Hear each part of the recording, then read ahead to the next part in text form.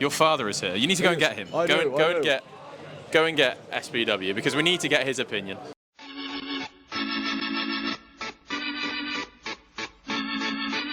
Hello and welcome along to the Let's Talk Racing YouTube channel. Back again here at the glorious Cheltenham, this time the November meeting. We've thoroughly enjoyed 2 days of top class racing. We've still got one more to go. We're recording this after racing on the Saturday. But how are things overall with you? Fantastic. Always loved the November meeting. I know we were pumped for it before it started. It hasn't really in any way disappointed in that regard. Some good winners out there. Backed a few winners, backed a few losers. It's all been good fun. We are going to flick through some of those highlights for you on the first couple of days at Cheltenham. The first one, we're probably going to have to touch on Highland, because Highland was very good under Nico de Boinville, went out in front, jumped really well, was so slick in the jumping department. You had financial interest in Buddy One. You wanted to go and see him win. How do you feel like he ran? He ran very poorly in my book. Not sure whether he's in love with jumping fences, Josh. He made mistakes down the back yet again. He was poor at Wexford. It was the exact same this time round. I don't feel like I look at him like he's about to fall. He's just too careful. And unfortunately, Highland was always half-lengthing him. And with you, obviously, you backed Highland yourself. It was a very good front-running ride. I thought there was never any time you'd be in much danger. No, I was watching it going round, and when Nico especially, he doesn't really get the pace wrong. No. So when he goes on a horse, I think that's a massive sign that he's very confident the horse will run well. I thought Springwell Bay was possibly one to take out from it. It's simply not a 3-miler. I think the 2.5 mile novices handicap chase that's replaced the Turners could be right up his street. I think he's very interesting. Yep. Moving on, we had Jonbon running the race after in the Schlur chase. Now, he won again at Cheltenham. I don't think we're wrong in saying that he doesn't show his absolute best around here. Again, it was laboured, like he's beating two horses who he really should be beating comfortably. Yeah, indeed, I completely agree. Look, I think we're actually completely on the money. You know, I know he's won twice now. He's won 2 Schlur chases on the trot. But if he was against Edwardstone and Boot Hill around Sandown, he'd beat them 10 lengths. He would, yeah. And yet he's kind of crawling over the line. His jumping was good, but like if he missed the last, he'd have been in trouble yesterday. That's a bad sign, I think. Well, he jumped the last. And there was a brief moment in which I thought Edwardstone or Boot Hill could go and pick him up there.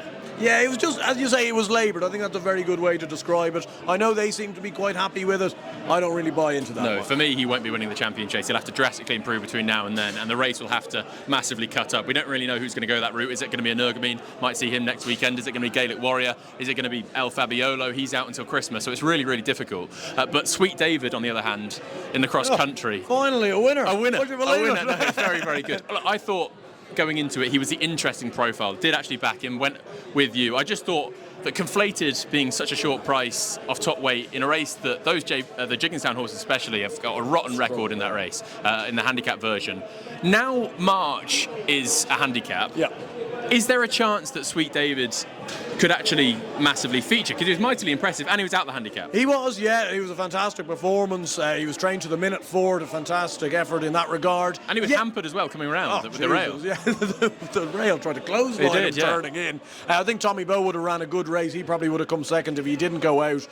I think he would have a squeak, actually. French horses have had a good record in the race over years gone by. It's one of the few races that they have a good eye into. So it wouldn't surprise me at all if off a bottom weight he had a chance in March. I thought he was very interesting and definitely one with the new conditions of that cross-country in March. I think he's got a massive chance. Potter's Charm.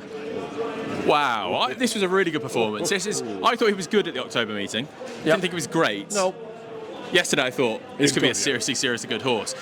Valgrand way out in front, and what I really liked about the race is Valgrand, they didn't mind entering him in the Persian Horse. They thought he would stay. Yep. I'm not necessarily sure he massively did, but they got racing so early on. Valgrand's a speedy horse, got into a battle with him at the top of the hill, and he still lasted it out and showed a turn of foot at the bottom and then battled through the line as well. Yeah, I thought it was really impressive. I quite like these Tristan Davis horses at this time of the season, obviously, but what I wouldn't associate with many of them is kind of almost that class angle. They're kind of real dogged horses. They run every week almost. They beat the classy horse because they're absolutely ready for it. Exactly.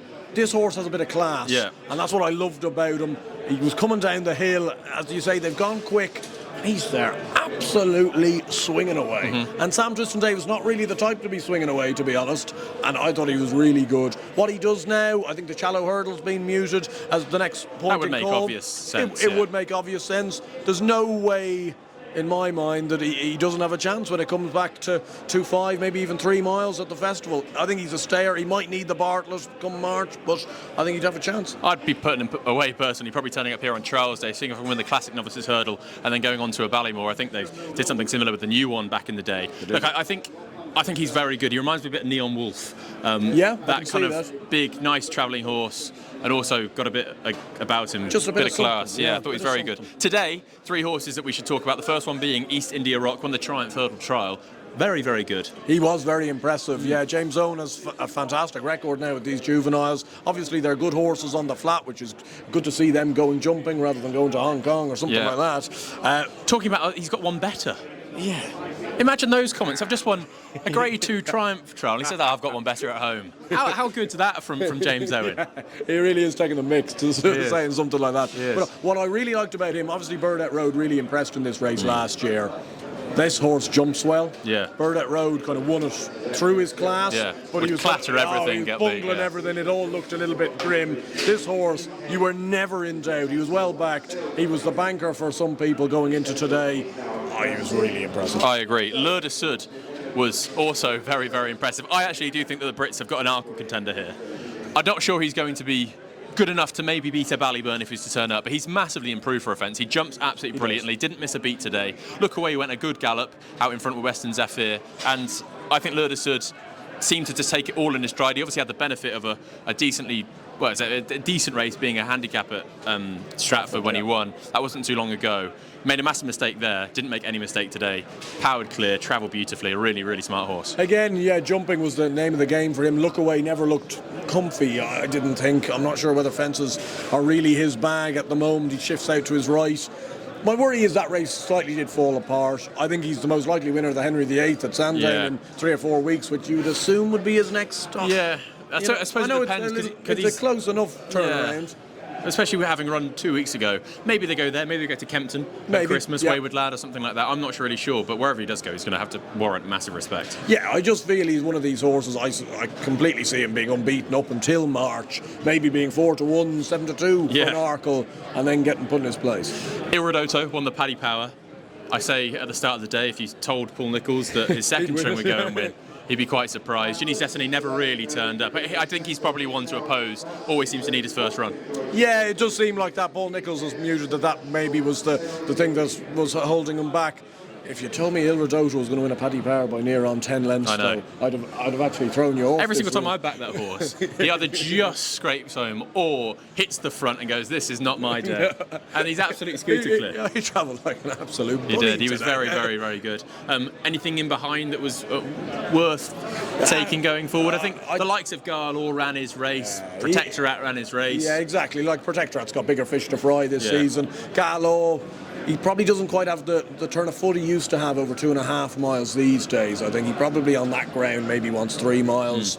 He ran a good race, as you say, but there was nothing really lurking in that race. The fact that Iridoto's won it all by 8 lengths or something like that, it's not a great sign. No, it's not. But very, very, very good performances on the first 2 days here at the November meeting. Tomorrow, we've got the Sunday. I quite fancy Dysart Enos. I'm not sure when this is going to be out. This might be out Sunday morning.